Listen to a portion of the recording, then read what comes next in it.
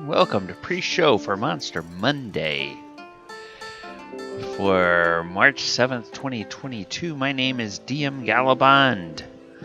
I will be your host this evening. Tonight we're going to be talking about another monster out of the Strixhaven sourcebook. Tonight it's the Brackish Trudge. But until we get started, enjoy the music in the background. You are listening, of course, to Sirenscape, my favorite desktop app for all things D&D, both for running live sessions and for my other live streams. Right now, you're hearing the musicians playing in the Friendly Tavern. And of course, in the background, there's plates clinking and, conversation of some of the patrons. Every now and then, somebody has a little bit too much to drink, and yep, that's right. So, Sirenscape is great. It has ambient music, battle sounds, all kinds of interesting stuff for you. So I'm just going to get my monitors set up here.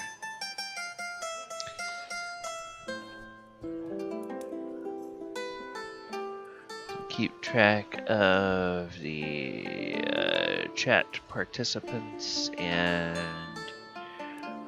folks that join us this evening. Sounds.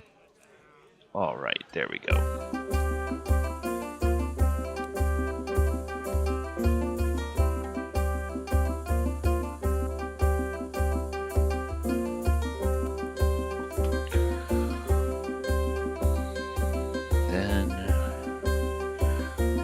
Here, bring this one up.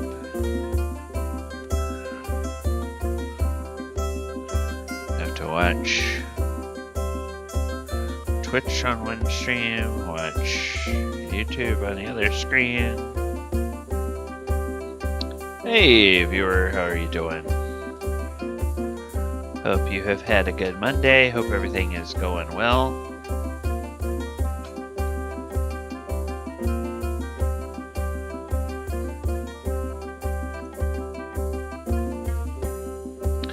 Hey, OC Petrosio.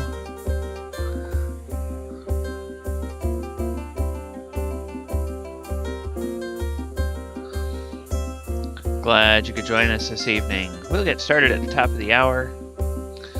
Till then, enjoy the music. Oh, where are you joining us from? OC?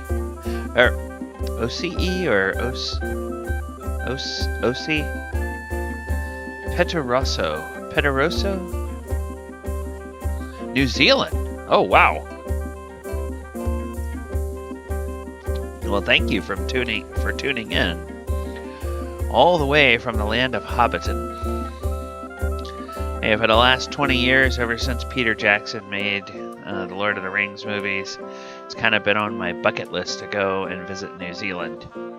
Just amazing the variety of landscapes and geography and biomes that you have there in such a compact and small area. Oh, yes, that movie made it apparent that it is very lovely, or I should say that set of movies. Well, welcome. Tonight we're going to be looking at a monster out of the Strixhaven campaign, so think about any questions you might have and throw them in chat as we go along, and we'll look at those towards the beginning. And in fact, viewers, we are going to, it's a little bit loud here close to the stage, so why don't we come on over here and get a little bit further away. Come over by the fireplace over here. Yeah, we'll leave the musicians behind there. And we are going to just go ahead and in a few seconds, we'll go ahead and get this ready. Let's just migrate over here. All right, everybody. And welcome everyone to Monster Monday. My name is DM Gallibond. I will be your host as we look at tonight's monster on Monster Monday, which comes to us from the Strixhaven campaign. And this is none other than the Brackish Trudge. Now, in the archives on YouTube, you can go back to the Monster Monday playlist and see all the monsters we looked at before. A few weeks ago, we began going through the monsters from Strixhaven, and we've already looked at a very powerful monster last week in Belladro's Witherbloom, one of the founder dragons. Tonight, we're going to take a look at a monster that's a bit more humble, but still is very interesting and has some great opportunities to extract from this campaign and use it in some of your homebrew games. So that's what we are going to talk about. As always, the background sound and everything is from Sirenscape, and you can find all of the archives over on the YouTube channel.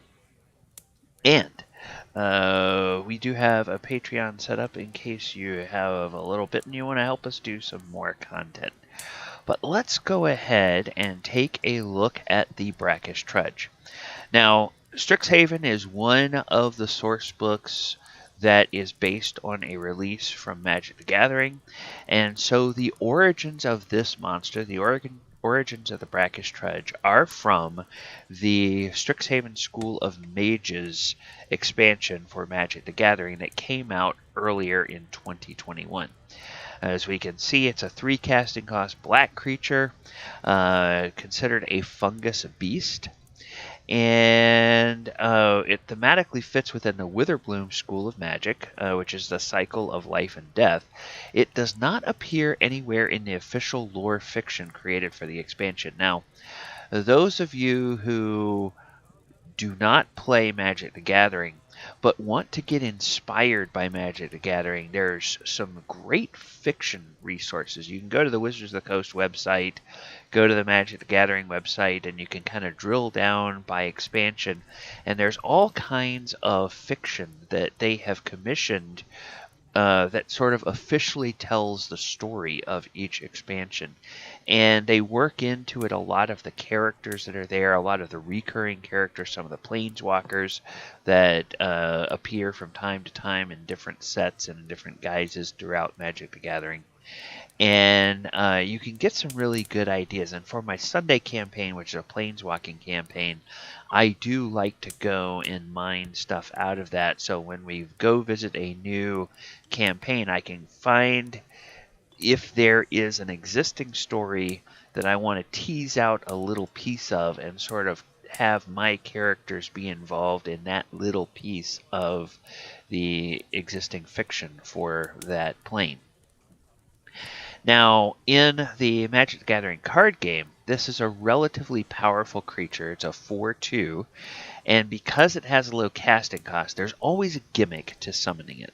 And it's one of the things in Magic, it's got kind of a weird economy of casting cost versus power, and if there's anything that's like almost too powerful for its casting cost, you always realize there's a gimmick with it. And the gimmick with this one is it comes into play tapped, which means unless you spend more mana to do some other funky things, you cannot use it to attack on the same turn it comes in. And most monsters you can't, but there's ways of overcoming it, or easy ways of overcoming it if they come into play untapped.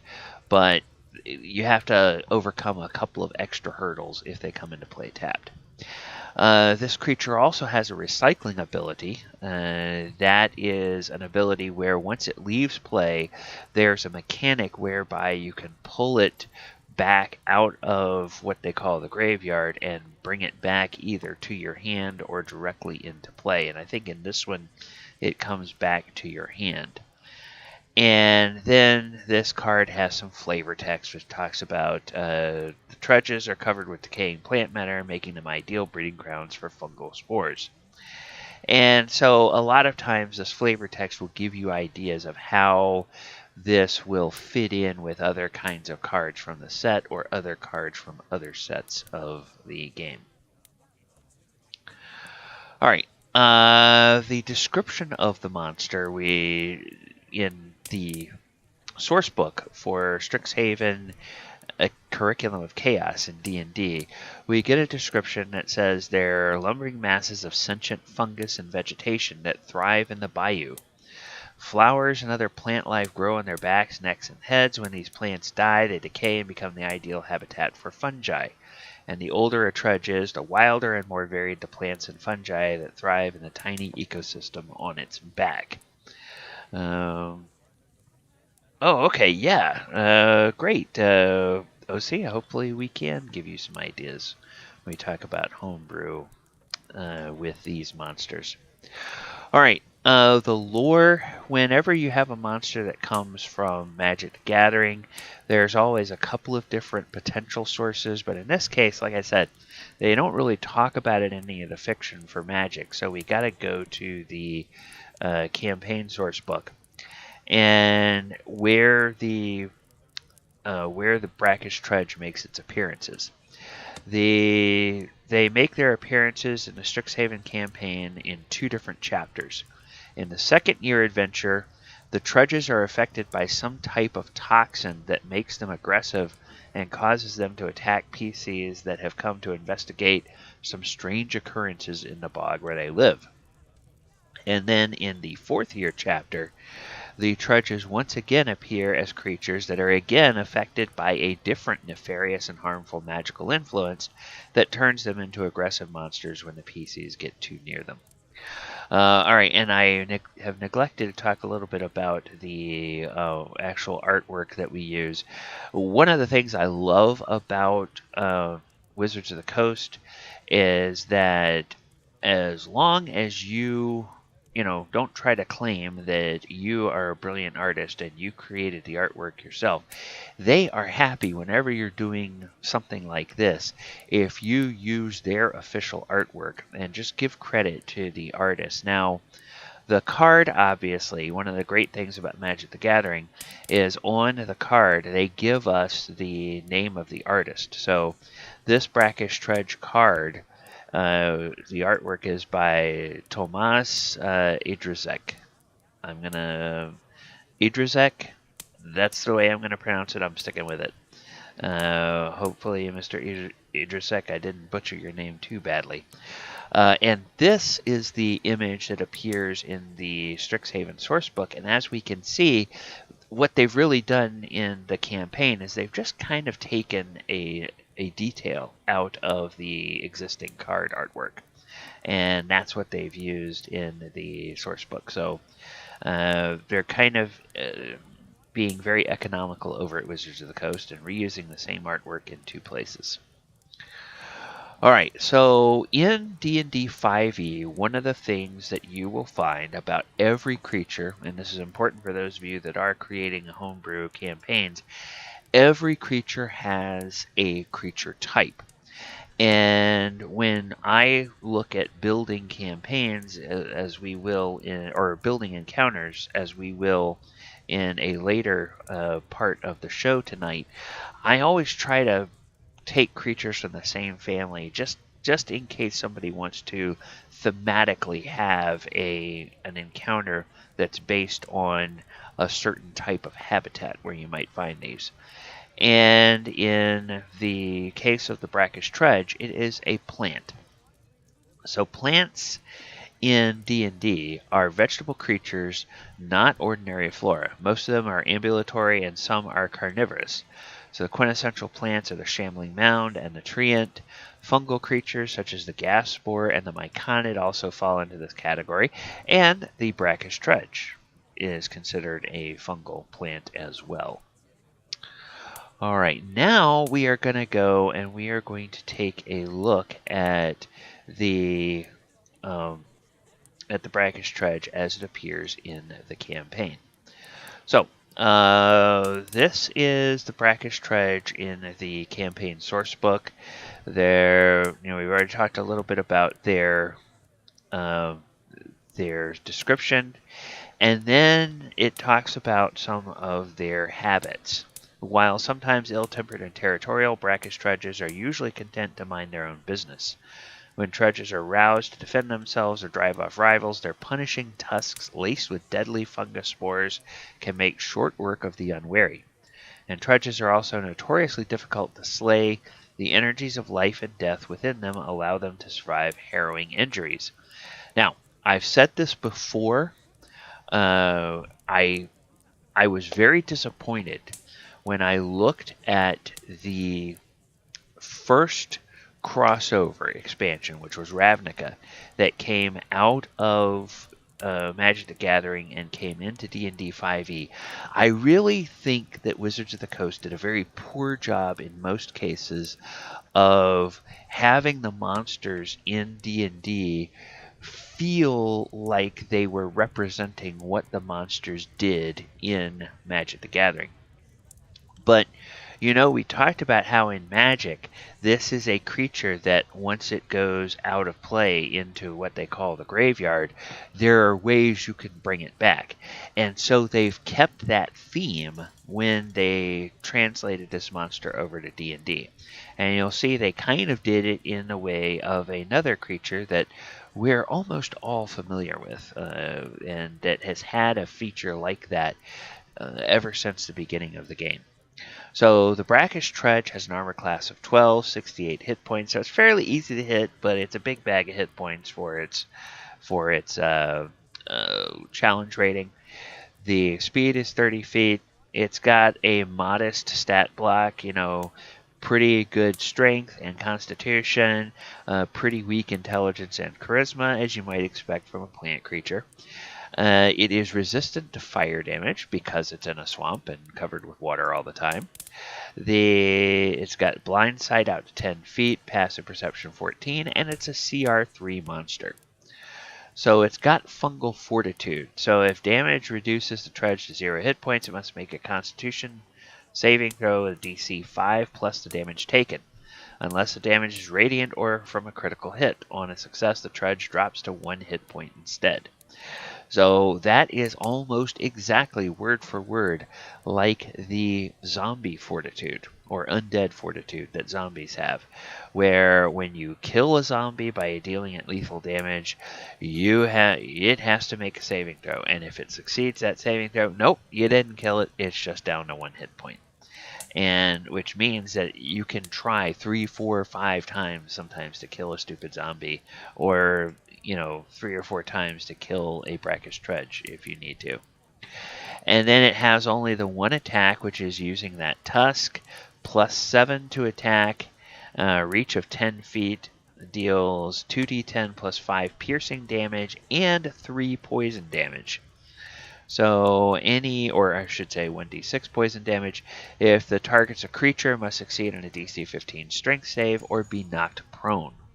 So now it doesn't imbue the target with it doesn't give them any poison damage. It doesn't give them any poison condition. But those are some things you can play around with. You can maybe, if you're going to homebrew this and tweak it a little bit, you can say, all right, instead of imposing the potential of the prone condition, I'm going to change that and impose the potential of having the poison condition or dealing poison damage or something of that nature. That will go ahead and apply a condition, or maybe have the person be diseased, or have them be stunned, or have something like that that would happen to them. So those are some things you can think about. And then, of course, from the D&D Beyond monster page, we have all of the same information. Sometimes they give us a little bit of additional information here, but in this case they don't. All right, so we're going to go back and take a look at our continue going through our discussion of the monster after looking at those mechanical features. And now we come to the part we talked about before, where we're going to build an encounter using the Brackish Trudge. So, in building an encounter, we always want to think about how can we create a hard or challenging encounter using these creatures for a party of 5 PCs based on the level of the characters. Whoops! Now, of course, you see I updated the CR, but I didn't update the name. Bellados Witherbloom is not a CR3 monster. A Brackish Trudge is a CR3 monster. Bellados Witherbloom is like a CR24. So this would not be correct for Bellados Witherbloom. But for a Brackish Trudge, if you have a party of 5 level 1 PCs, this is a hard encounter, and it's hard just beyond the deadly threshold. Now, in all of the games of D&D that I have run in 5e, I think that the people who created 5e, they kind of use a little bit kid gloves when they think of tuning encounters by whether they're hard or easy or medium or deadly. I think that that's because they are designing an encounter for somebody who's brand new to D&D, a group of players who have never played together before and don't really know how combat works. So giving a group of even novice players that have played a few games of D&D and have some ideas what their class capabilities are and how to play their class in relation to another class, you can give them an encounter that's just beyond deadly, and usually they'll survive that okay. Now, once you bring these characters up to level 2, it becomes a medium encounter. So if you want to create a hard encounter and you want to keep with the same theme of plant monsters, you can add a Twig Blight to that encounter. So have 5 level 2 characters fight against a Brackish Trudge and a Twig Blight. And then if those characters are level 3, it becomes an easy encounter by itself. If you want to make it a hard encounter, you take the Brackish Trudge and you add a Needle Blight instead of a Twig Blight to it, and that makes it a hard encounter. And we're just going back and forth between these same 2 images because that's all the images that they give us for the Brackish Trudge in the between the 2 sources. All right, so now let's say you are a player at a table and your DM throws a Brackish Trudge at you. What are some of the tactics that you can use when you're fighting against? Well, first of all, you better watch that tusk. It has only 1 attack, but it can be very painful to low-level parties. The Trudge deals a fair amount of piercing damage and has a little bit of splash of poison damage with that tusk. Get poison resistance because, as we said, the tusk also deals poison damage along with the piercing damage. And then be sure you stand your ground, because the tusk attack has one other nasty feature. A creature that fails a strength saving throw after being hit can be knocked prone. Now, there's a number of low-level monsters that will do that, things like wolves and some other natural creatures, as well as some other kind of monstrous type creatures and fantasy type creatures. When they attack you, they can knock you prone as well. And of course, a lot of much more powerful monsters have that ability at the same time. But you can run into a number of those kinds of creatures when you're a low-level party. And then you want to use radiant attacks. Now, there are several cantrips that some of your casters might have that deal radiant damage, or if you are not a first-level party and you run into several of these, maybe you have found a magic weapon that deals radiant damage or something like that, or a magic item that deals radiant damage. So if the Brackish Trudge is not hit by radiant energy or dealt a critical hit, there's always a chance it can avoid being destroyed and continue fighting even after being reduced to 0 hit points. So that's a few things that as a party you might want to do if your DM throws a Brackish Trudge at you. But then let's turn around and let's go behind the screen. And what if you are the DM and you want to throw a Brackish Trudge at your party? What are some things you can do with that? So it's designed to be placed in a boggy or swampy environment, and that's a perfect place for them. So now imagine with the abilities that this creature has, especially the ability to knock its enemies prone, put this creature in an area that has quicksand traps, or put it in an area that has other plant creatures like assassin vines. So the Brackish Trudge could knock a creature prone, and then something like the assassin vine could come and hold it down. And if this thing is in 3 or 4 feet of water, such that your party is having to sort of wade to waist deep or chest deep even in water to fight this creature, once it gets knocked prone, if those vines come and pull it down, or if it gets stuck in quicksand and begins to be pulled down, then you suddenly get a lot more danger into the fight, and you can use, as a DM, you can use the environment against the players or make them think about, okay, now I'm not only fighting this monster, but now there's this other environmental thing that's happening to me. How are we going to get out of that? So that is a way of taking what on the surface may look like a rather easy fight and turning it into something that becomes a bit more of a challenge for your party. It's and something that poses that sort of unexpected risk in a fight, that always kind of makes the eyes of the players light up, because then they have to, now we feel some danger for our characters that they didn't expect to feel. All right, so where would you put the Brackish Trudge in a campaign?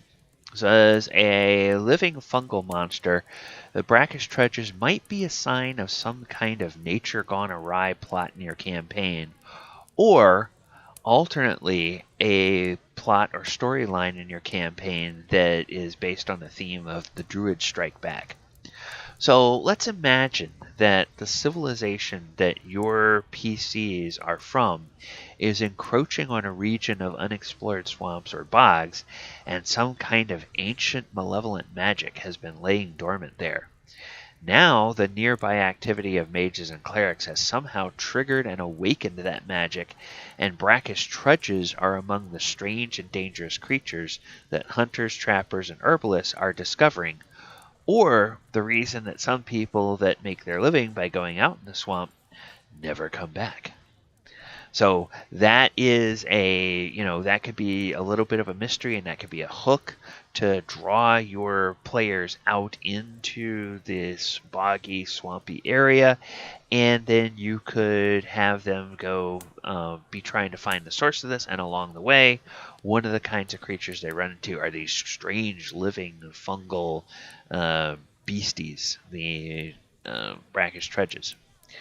So whatever you decide that the real source or culprit spawning these creatures is, depends on the kind of story you want to tell. But they could be fun monsters to challenge your players that have baby adventurers. And in a Druid Strike Back thing, maybe your campaign is based around a civilization that is growing. And maybe they are growing into an area where there are these unexplored swamps or bogs. And perhaps the druids know, but the people in the civilization don't know. Or it's always fun that the leaders of the civilization do know, but they're keeping it from the populace, that there is something vital in this swamp to the health of the entire continent or the health of the entire region. And now this expansion is pushing out and is threatening that. Well, now all of a sudden there starts to be this incursion by these strange monsters into civilization.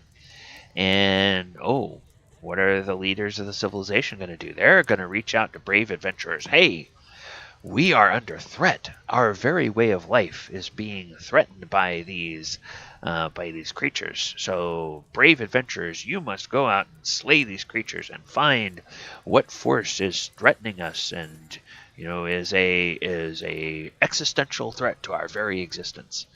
And off your adventurers go, and they realize, oh, the real reason is that the druids know that we're going to screw something up if we keep growing like this.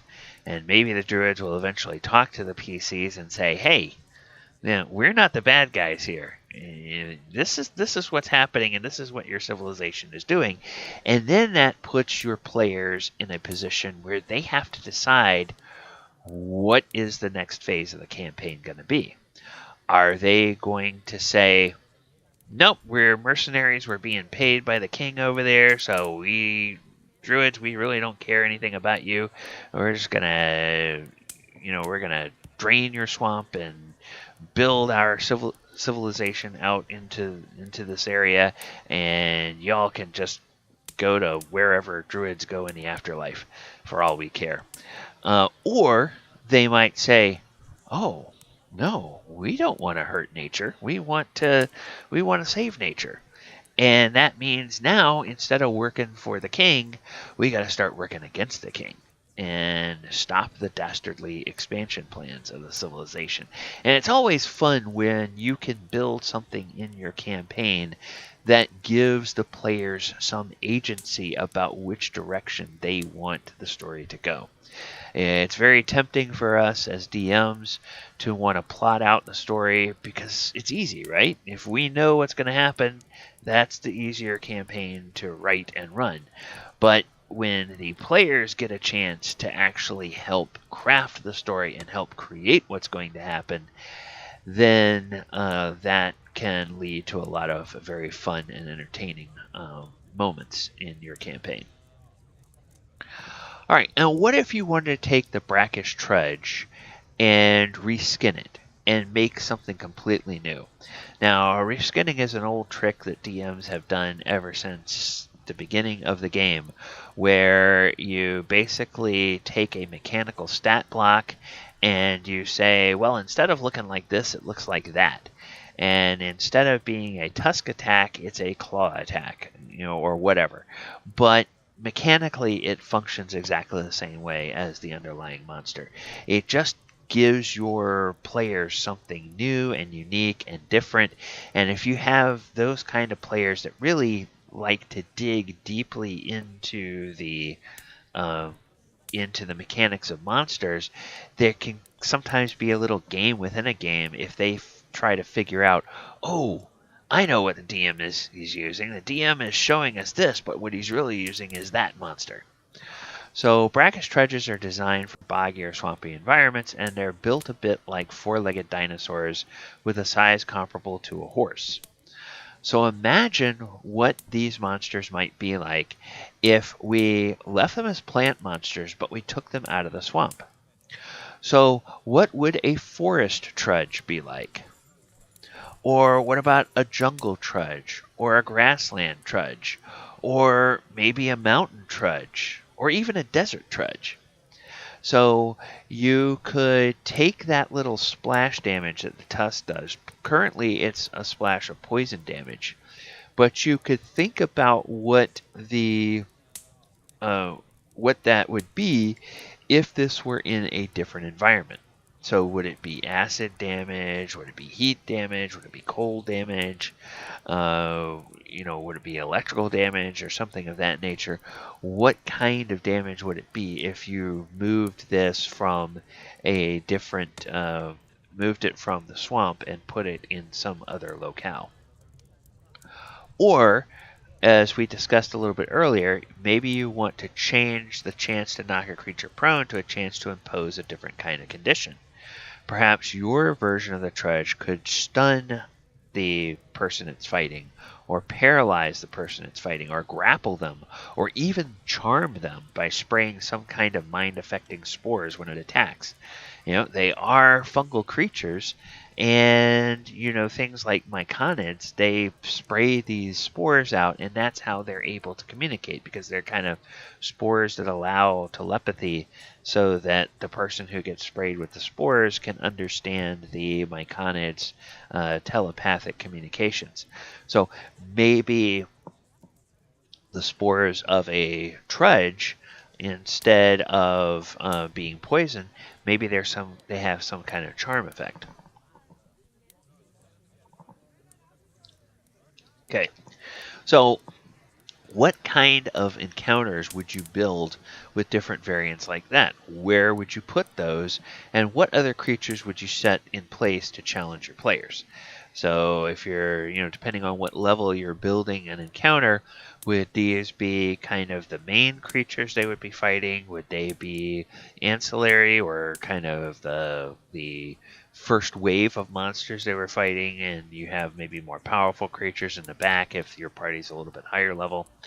All these kinds of things. But that is one of the fun things about running your own campaign and building your own game world, is how you can take the existing stat blocks and just think about a monster, how it's used in the game, the way it's made, where it lives in the game as it's made, and then just reimagine different versions of that monster set in different areas. So that's a little bit about reskinning this one. Okay, and that's going to take us close to the end of our show. So what I'm going to do, I'm going to go over here and I'm going to look and see what we have in the way of questions. Okay, I don't see any questions just yet over here. Let me check over here and see if we have any other questions. All right, I don't see any over there. So what I'm going to do, I'm going to go into the wrap-up, and I'll talk a little bit about what's coming up on the channel, and then I'll come back and look and see if anybody has any questions at that point. All right, this has been Monster Monday. I have been DM Gallibond, and tonight we've been talking about the Brackish Trudge. I have 4 live streams that I do every week. This is the solo live stream that I do, Monster Monday. The other 3 are all actual play campaigns, and the archives of all of these campaigns are over on YouTube. So we have the Walker of Waterdeep is my Sunday afternoon game. That is the Planeswalking campaign, where we are going through different planes of existence. Right now they are in a plane that is based on the old school release from Magic the Gathering, Arabian Nights. And for the mechanics of that, I have taken a lot of 2nd edition Dark Sun creatures and reskinned them as monsters from the Arabian Nights expansion of D&D. And I'm letting my 5th edition players' characters fight against 2nd edition monsters, which that's very entertaining.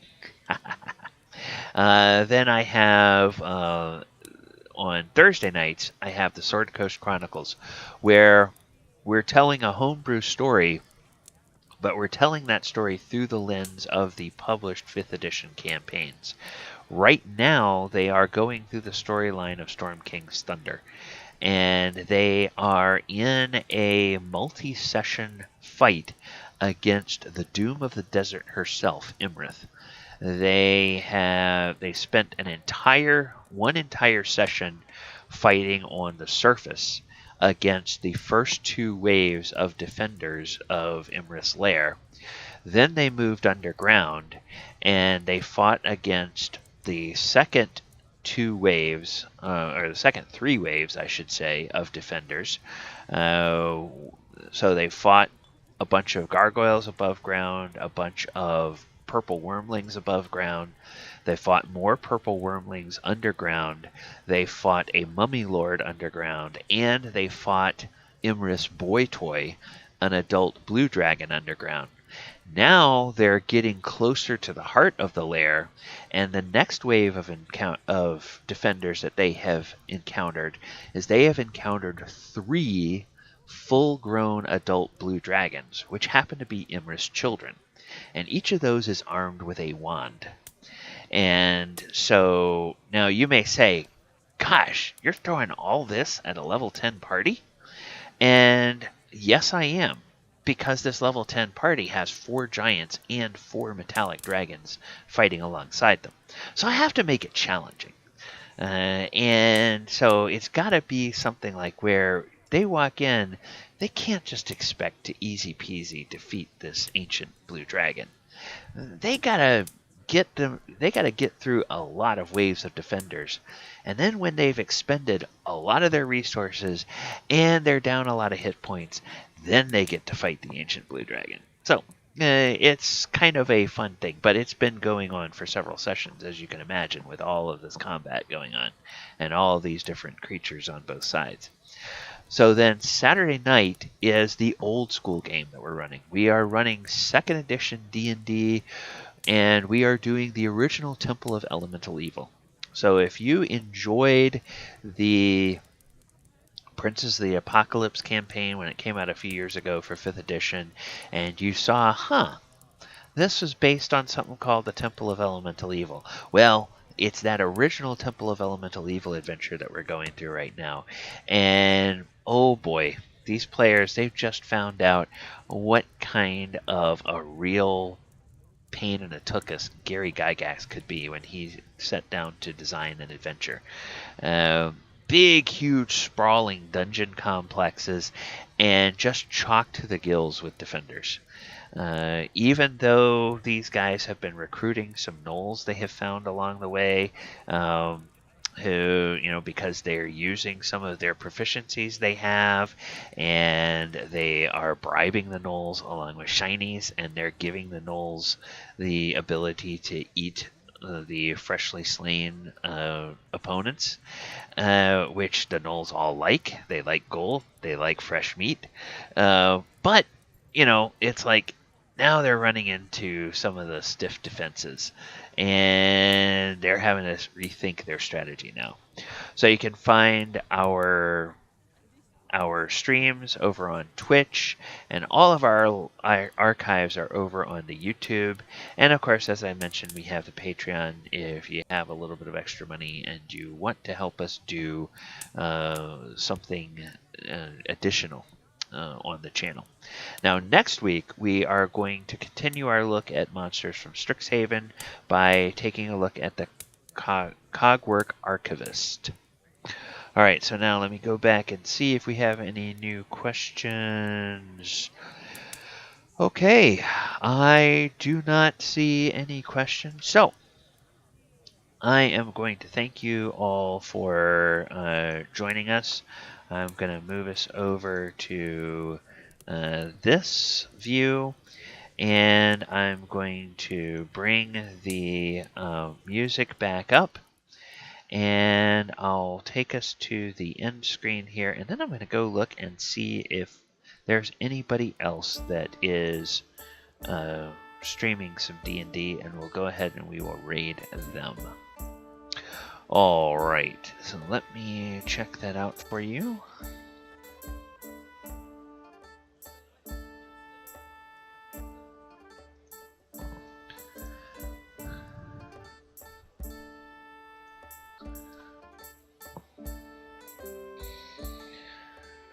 We'll see. Hope that you found something useful out of the show this evening. Hopefully you were able to find something that helped you with your ideas for your homebrew campaign. All right. It looks like Sunnyside James is about ready to start a D&D stream, so let's go ahead and let's raid Sunnyside James.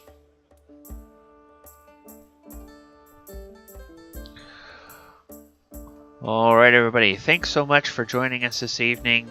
Hope you have a wonderful week. Hope we'll see you back here in future sessions, and check out all of our archives on YouTube. And always remember, watch out for the monsters under the bed. Good night, everybody.